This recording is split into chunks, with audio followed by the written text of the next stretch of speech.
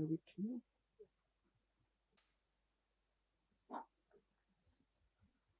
So first of all, I would like to thanks organizer for giving me opportunity to present my work here.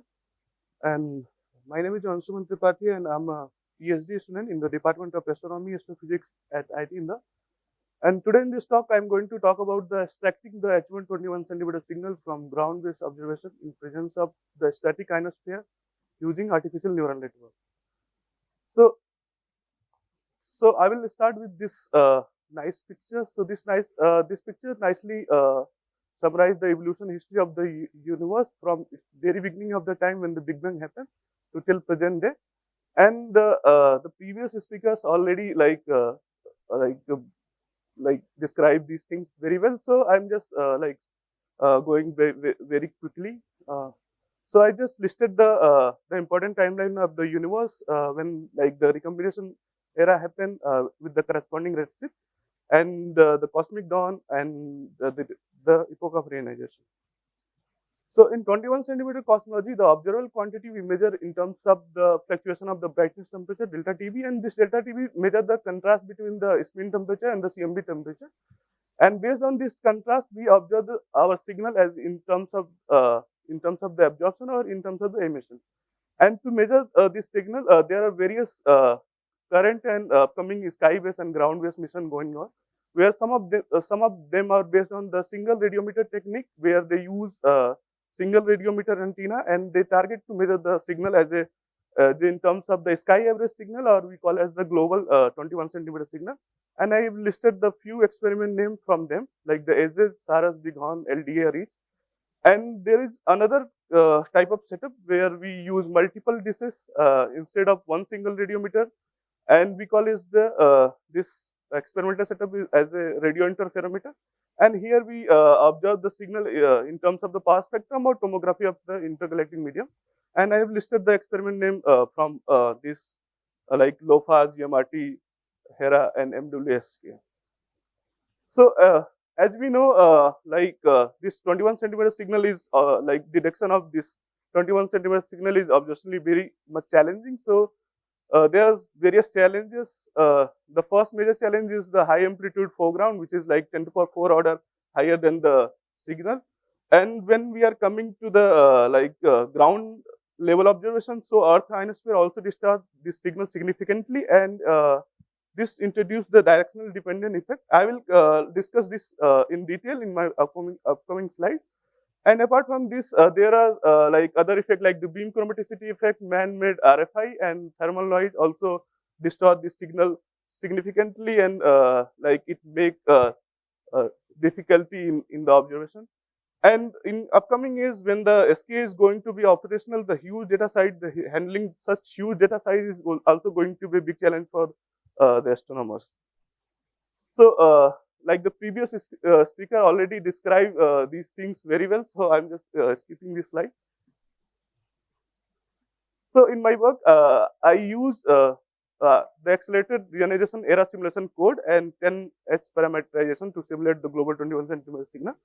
And the parameters given to the models are basically three parameters, which is the first parameter we are giving to the model is the Lyman alpha background, which determines the strength of the Wilson field coupling. And the second parameter we are giving to the model is the ionized fraction of the hydrogen. And the third parameter given to the model is the temperature of the intergalactic medium. And these parameters evolve as a 10 hyperbolic. And to model the foreground, we use log-log polynomial foreground model. And here we use the reference frequency for this foreground model around 80 megahertz. And for our work, we just restrict our foreground model to the third order polynomial only. And the corresponding parameters we are using like A0, A1, A2, and A3.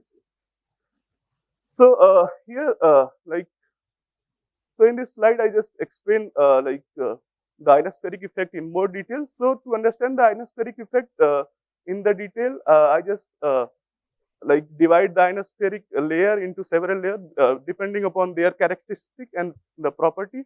So the lowest layer we call as the D layer, which is the nearest to the Earth, and it has more atmospheric gas and low electron density. and it will, because of this high collision of that gas, it mainly like creating the effect like the absorption and thermal emission in uh, in the upcoming signal.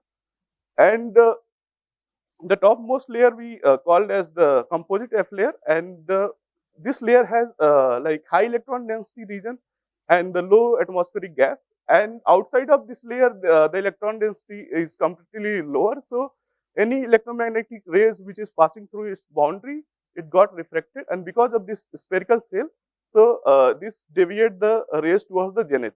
So it is this layer basically like work as a spherical lens. So because of that, any ground-based antenna which is targeting to measure the sky, which because of this refraction, they got a higher sky region, and because of that, the antenna temperature got increases, and that deviation we calculated by using this formula, and this quantity also like highly depending upon the frequency.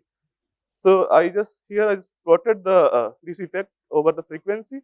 So in the left side of the slide, you can see that I just plotted the ionospheric refraction effect by the F layer, and here you can see that this deviation is like when you are going to like higher to lower frequency range, this deviation is like higher, and because of that, the percentage increase of the field of view is also higher. So I in the solid line here in the plot, solid line basically represent this deviation of like the rays, and the dotted we just like plotted the percentage increase the increase of the field of view. And in the right side of this slide, I just plotted the ionospheric absorption and the thermal emission due to the delay. And here you can also see the similar effect when we are going to the like high frequency range to low frequency range. These effects are increases. That's why the I mean like the people actually they are like planning to set some radio meters outside the of the Earth space, so that they can avoid these effects. Because yeah, so so to train our ANN model, I just constructed the training data set, and for the global signal, I just use the parameters from Harker et al. 2016b, and here I just to construct the training data set, I just varies the parameter by its 50% of its like given value, in uh, and this signal we just like added two different cases. When we add the in the first case we just add the only the foreground effect, and we just constructed the training data set by using that. And we in the second case we just add the foreground along with the ionospheric effect, and this ionospheric effect basically it introduced two more parameters, which is tech total electron content, and the T which is the temperature of I mean the electron temperature of the D layer.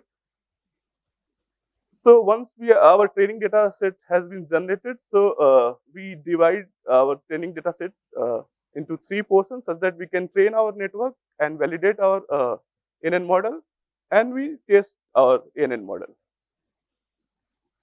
So in the test data set, we just added thermal noise for corresponding observation time by using this radiometer equation. And yeah, so this is the basic flow chart that summarize all the process we have done so far.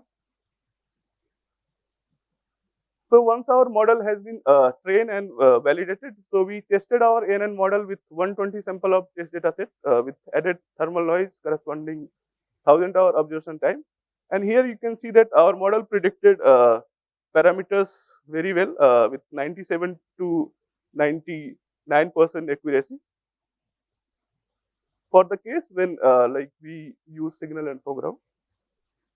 And for the second case, when we add the ionospheric effect along with the foreground, so we again tested the train ANN model with same number of data sets with thermal added noise. And here you can also see the parameters predicted by models are more or less same, like 97 to 96 to 97%, 98%. So we further check the robustness of our model. We use another set of data set, which is like constructed using the physical model. So this data set basically I'm just taking from already presented in the M. Chaudhary et al. 2021. So this I'm just taking from there. And the input parameters here also different from the previous model. So here the parameters are different than the previous one. And we employ the same effect here. So in the first case, we just add the foreground only. And for the second case, we just add the foreground along with the ionospheric effect. And we once we like just created our training data set, we just train our model with this new data set.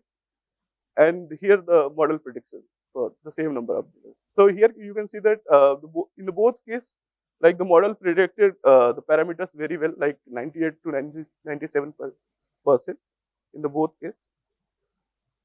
And this is the summary of my work.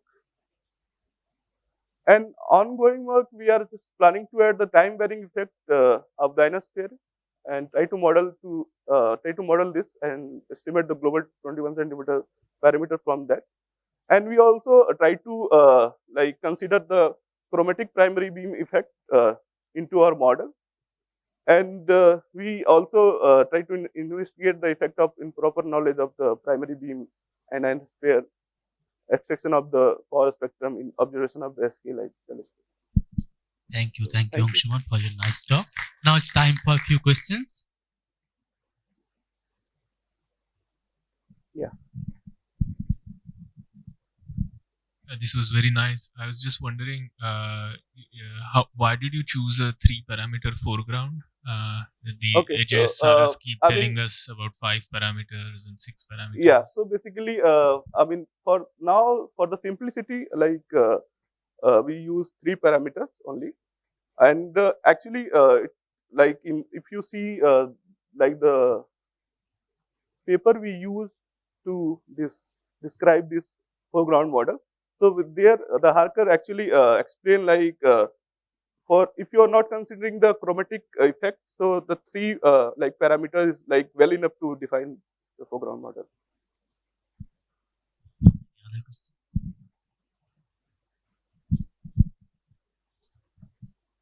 So I'm just curious whether your network can correctly predict whether there is a signal or not. Let's say if you take example of edges profile.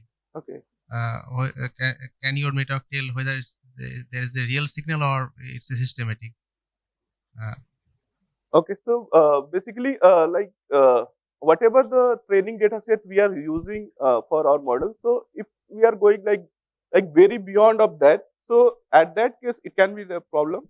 But so that's why we are just like working on the similar project. We are where we are just making like much robust model of ANN. We are just training like all possible realization of the global 21 centimeter signal, because we don't know like what is the exact global 21 centimeter signal. So for this case, I mean, if you just given to the model, so the worst case scenario can be like you can say like whatever the training data set you use, or like your network is not trained properly, so that they can recognize. So you have to train more for that.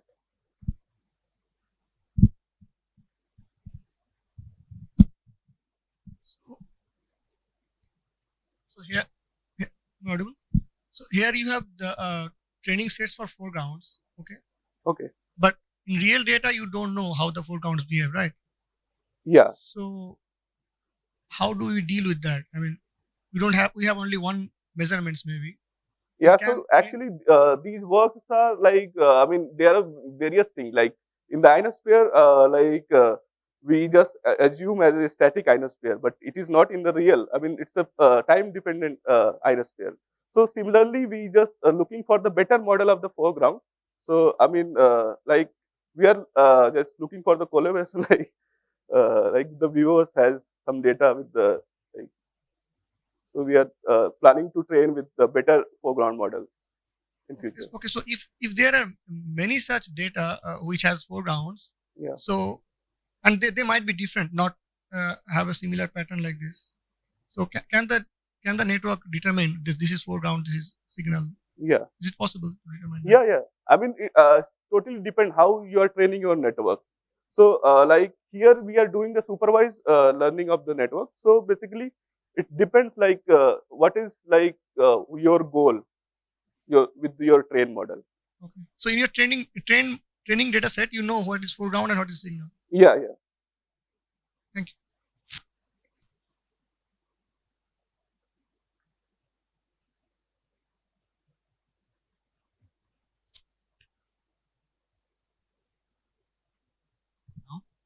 Yeah. I have a question. So you have used two models, right? Yeah. One is the physical model and another is the other model. Yeah. So and you use you achieve same kind of accuracy for both of them.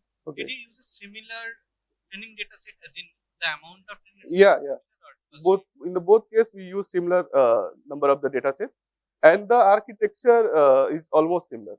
Have you tried using different amount of training data and whether you can achieve similar accuracy with model? Yeah. We tried with the like we increased the number of the data sets, and we didn't find like we for that, like suppose right now we use like 360 data set, and we also tried with the like 900 data set. At that both the case, like the accuracy was like not that different, like so it's almost saturated.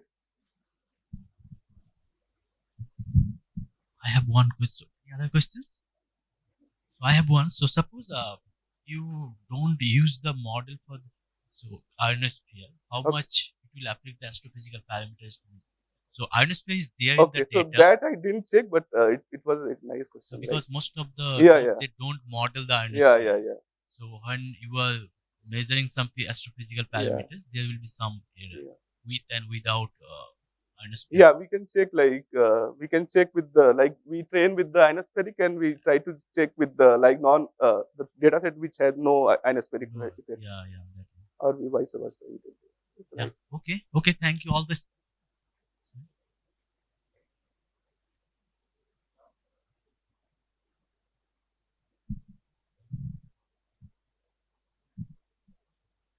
Yeah. Actually, there is like a third case also, like where we are just I mean, yeah. So we are actually using like static. I mean the ionospheric, where the parameters we are not varying, and we just try to estimate the this constant ionosphere. Yeah. Thanks for recalling it. Hi. So you mentioned that you have added thermal noise for 1,000 hours of observation, right? Yeah. So how the results will vary, say if noise levels are higher? Okay. So basically, if you see the formula, so here, the things are, it's depending upon the observation time. Yes. So if the noise is like very high, so at that case, like your, the model can confuse, like. Yeah, that's what I'm trying to ask. So if we have lesser observation time, Yeah. so noise will be more, right? Yeah, obviously. So then how have you checked it or not? Okay, so I didn't check, but like the previously, I think Madhurima she did with the foreground. So you can see the paper. I think I can suggest. Okay, fine. So you can find that. So Yeah, she already did that. Thanks. One last questions. So since you have used the 1,000 hour of integration time, Okay. so over which the ionosphere will also change, right? But you have assumed that the ionosphere is static. Yeah. So how much do you think the parameters will change or the ionosphere will change? So this will introduce a variance in your calculation, right? Yeah. Added error. So how much do you think it will So change, and how do you I incorporate just that effect? show you. I didn't check for the time varying Mhm. effect. So we are just started that work. So I see. till now we didn't. It basically introduce an variance kind of thing, like Yeah. the noise. I think we can do that. Yes. It's a nice suggestion. And also like for the drip scanning things, it is also a direction dependent effect, right? Yeah. So that basically, will in the also- chromatic aesthetic effect. We are just like looking for that. So it's a beam like weighted. Thanks all the speaker for this. So now it's